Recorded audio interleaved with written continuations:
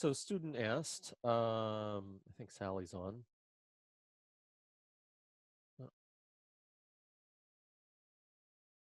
I've set up appointments with professors to review my finals last semester and wanted to find out where it went wrong. Could you please give me some advice on what kinds of questions I should prepare to ask? Thank you. So I'm going to go through the same framework, but and then I'm going to go beyond. I've actually had separate calls with a couple of students who asked about what specifically to ask professors. So, you know, this is what a lot of students think that they're going to ask about check substance that they didn't understand. Um, I think this is the least important thing to ask. Um, this is the most important substantive thing you can ask. So there are basically two sets of questions I think you can ask. The law is not really one of them because that's kind of past. But you want to ask, specifically, what were the issues that I missed that other A students got? Conversely, if you got the A, like the last question that was asked, then you ask what issues kind of made you special, what were the things that you figured out that other people didn't. The other thing is to learn. So this is not a question you ask the professor directly, because this requires some level of metacognition on behalf of the professor. To learn why you might have missed points, even if you got the law right and even if you spotted issues correctly. I had a college friend who I also ended up going to law school with, and he went into Arthur Miller, who we had for Civ Pro, and just sat with him. I mean, the guy had balls. He just went in and basically tried to argue his whole exam with Arthur Miller and pissed him off. Um, it can be uncomfortable for the professor uh, to to sit through that, even somebody who doesn't have to put up with stuff like that, like Arthur Miller. But the thing that I took away from it when my friend told me this, he was a year behind me in law school, so I never had Arthur Miller, uh, was that even someone like Arthur Miller couldn't fully articulate why he liked some answers and why he didn't. There are stylistic things that he may view as kind of objective truth. And I hate to get super psychological here, but like we walk around, there are things that we think we see, and they may reflect our preferences more than we think. That's definitely true of professors. So you have to have a super hyper self-aware professor who could tell you, oh yeah, you totally got these points, but I didn't give you credit because you didn't say the magic words. No professor is really going to say that. So you want to try and get at that in a slightly different way, which is to ask what about your writing that professor liked and didn't like?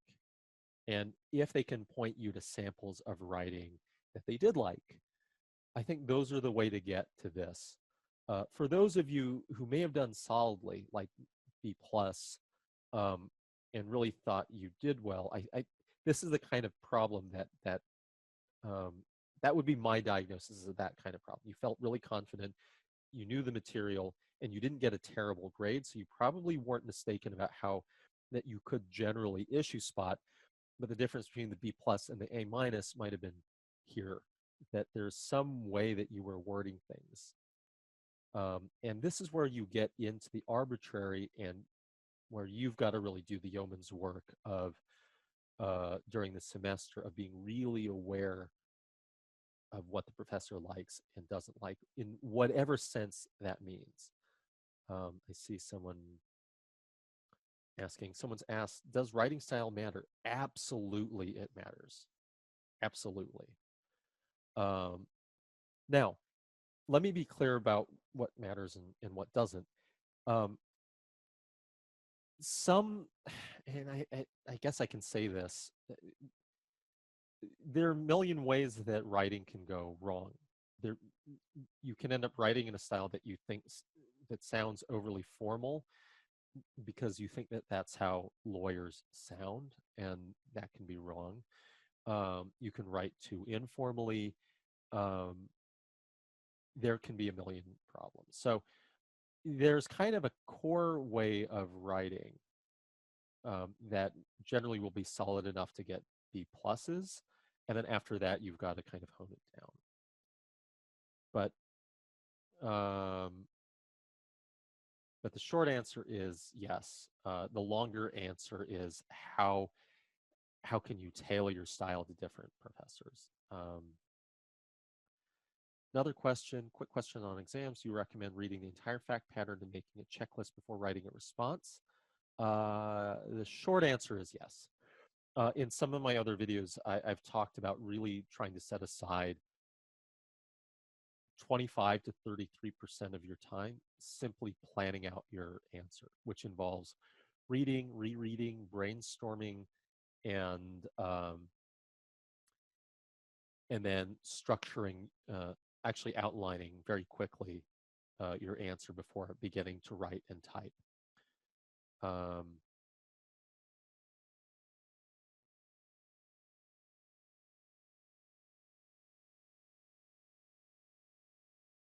all right, I'm getting some chat questions. I can go back to, I kind of want to get through this. Um, I'll answer the questions really fast and then I'll come back. Okay.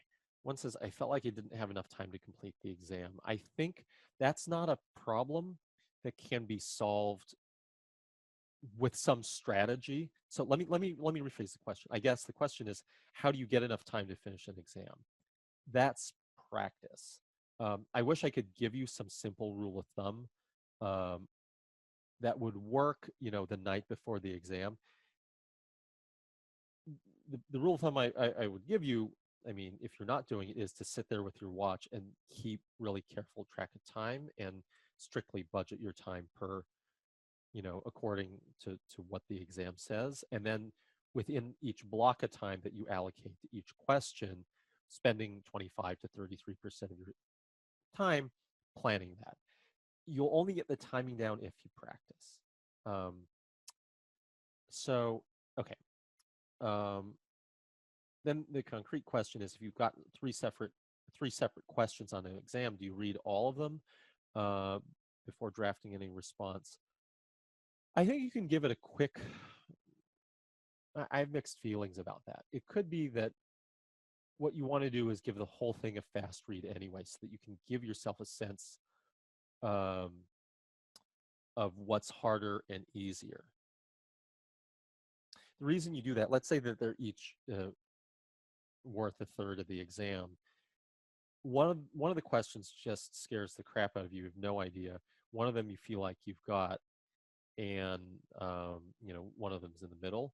You can kind of do the questions out of order if you want, and focus on the one where you feel more confident. Don't spend too much time there. Stay within your time budget, but that can give you the confidence to then tackle the other one, because at least you've knocked out the one you can answer.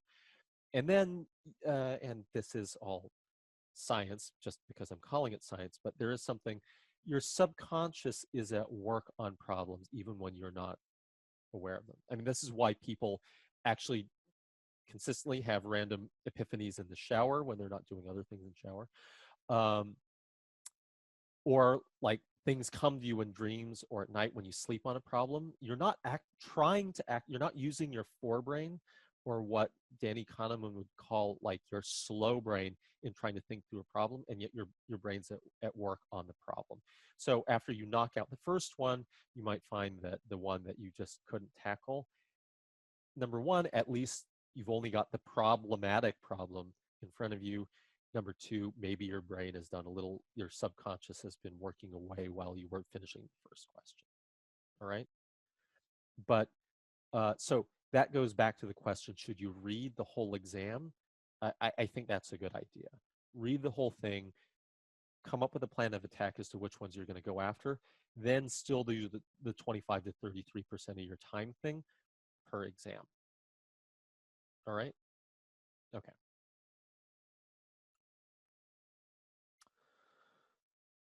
So Why talk to the professor? So guess which of these is the most important? It's probably these two. Sorry.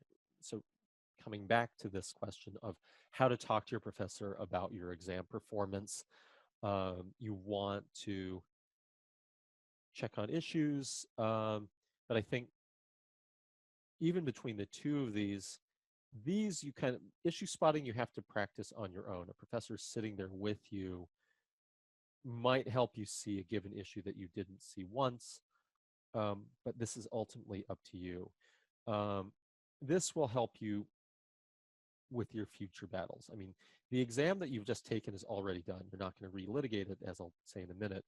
But you want to get better at when you think about this and what about your professor's style you didn't get. You want to sit there and get whatever information you can from the professor in his office hours and compare that to your impression of the professor in the past. Okay, that's a super indirect way of getting better at then going to your second semester classes and learning how to read your professor. But I think this is one of the things that you want to get out of going to office hours to ask about your exam. Not just what did I miss on the exam, that's important, but how did I miss selling, how did I missell the professor on the substance? Okay. This is common sense, but you're not going to relitigate your grade unless your professor. I mean, it can be it can be a happy coincidence. Okay, let me step back. The most you can do, and I've heard of this once or twice, and that's it, is that your professor made a dumb math error in counting the points on your exam. So don't push your professor. Never ask like to get your grade bumped up. Just ask to go over the exam. By accident, in the course of going over your exam, it is possible, but highly unlikely. And so don't go with this hope. But if there's any chance at all, your professor looks at your exam again and goes, "Oh, this is strange. I thought this was a good exam." Maybe they'll change the grade. Don't go with don't go there at all with that hope. But also avoid going in there geared up to fight to push to get a better grade. You're not. And um, in a court of law, you're not going to get that chance. You can file a motion for rehearing and before the same judge, and the judge is going to tell you, I said what I said. I didn't miss anything. Screw you. Go to an appellate court. Um, it's kind of the same thing with your professor. Um, don't go to relitigate your grade, and don't. I think people just generally need to be more empathetic in life than they are. But your professor is not going to be the one to kind of go to sympathy for. Um, they can just maybe I'm wrong, and there are some that are, but I'm not sure. And I always tend to think that you some of us have, unbeknownst to us, psychological agendas, and maybe guilt trip is some way to get it a grade. What you want, what you really want, and there's a different reason to kind of make sure that you're not going in with this kind of baggage. And it's okay to feel that you got screwed and this sort of thing, but coming to your professor with this is not the way to fix your grades in law school. It's to learn from this and to get better going forward. Okay, so you go in. This is what you do. You ask specifically about issues that you missed, um, and you ask about your writing style. Okay, this is the indirect way to get at how the professor thinks and what your professor liked and didn't like. And I think also, if your professor isn't very clear and hasn't posted a model answer, you can specifically ask them, can I see an exam that you liked? Just ask. Um,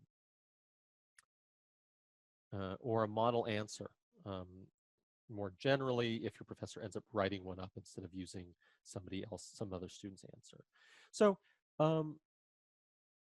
I may have sounded schizophrenic in terms of not going to relitigate or asking for sympathy, but you're going in there for certain things. There are things that you need to get out of a meeting with a professor. What did I miss? And how did I write? So you go in there and, be polite, but be firm about um, asking for what you need. I mean, this is your career, right? This is your 1L year, and it's super important. And if a professor won't help, I mean, you know, if they weren't super helpful during the year, the very least they could do is this, like just explain like why you got the grade that you did. So this is different from relitigating. This is just like, help me understand what I did wrong. That's literally, to me, the least that the professor can do for you. So I think this is super tough for a lot of people. Um, and this is why, if this were easy, everybody would do it. Or if professors offered to do this with all students, everyone would do it. I think the people, and I'm thinking back to law school, who didn't do as well as they wanted, who actively did this, did better later. A lot of other professors, like I never, and I mean, I generally got very good grades. I got these random grades that I didn't understand, and honestly, I never went back to ask, and I should have, because I could have learned from that. And hopefully have done better even than I did. But most students won't do this. So you're trying to write a fine line. You're not asking for anything to be changed, but you need to know for your own sake how you did. Okay, I've got a question. Um, so question, Brandon, let me come back to that. Let me make sure that I'm kind of done with this point. But let's come back to that when I have kind of live general questions. Okay. Uh, but do remind me. Okay. Um, so okay. Let me go back. Are there any questions about going back to talk to your professor? I will say, let me I love caveating stuff. So one problem may be that the professor doesn't know. Um, let's go back to this for a second. The professor should at least be able to tell you what issues he spotted and didn't spot. The professor may not be able to tell you why he likes certain writing and why he doesn't like other writing. The professor may give you unsolicited advice on the right way to study for that professor's class. Um, I've written this whole guest post that basically got me banned from Above the Law after that. Look up Rainbow Vomit and Above the Law and Larry Law. But I think professors don't know. They really have no idea. This is an important thing to keep in mind.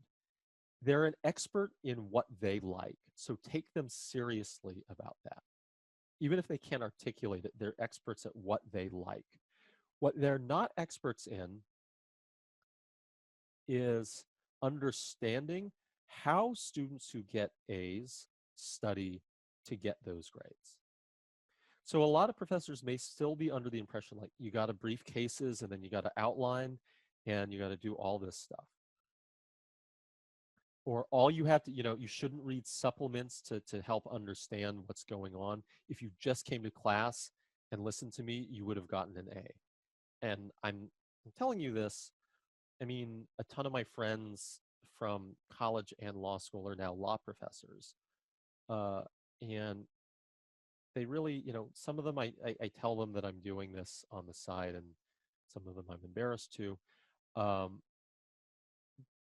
but those, I've had long talks with some of the really smart people, but they don't know. I mean, they literally don't have the data.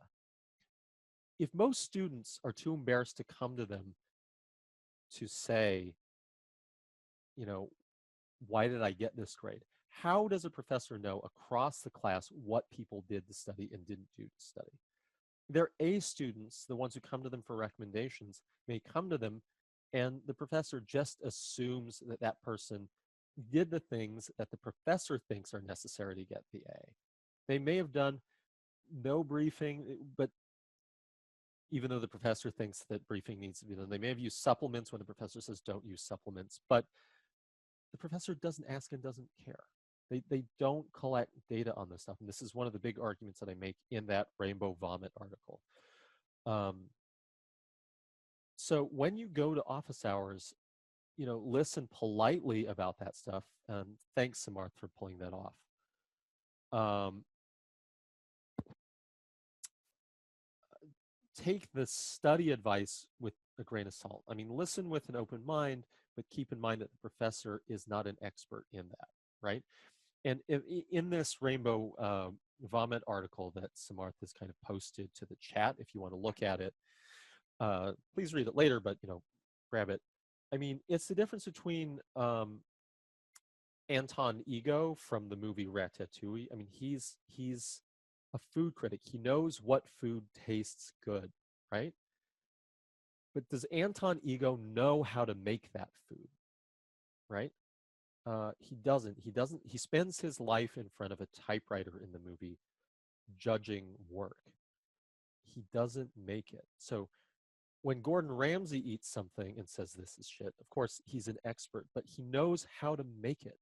When he's screaming at somebody, I used to watch Kitchen Nightmares and Hell's Kitchen, and it gave me kind of post-traumatic stress from a partner that I used to work for who screamed at me in that same way. But he spent a life making that food and knowing, this is the kind of pan you use. This is why you keep shallots instead of onions around the house.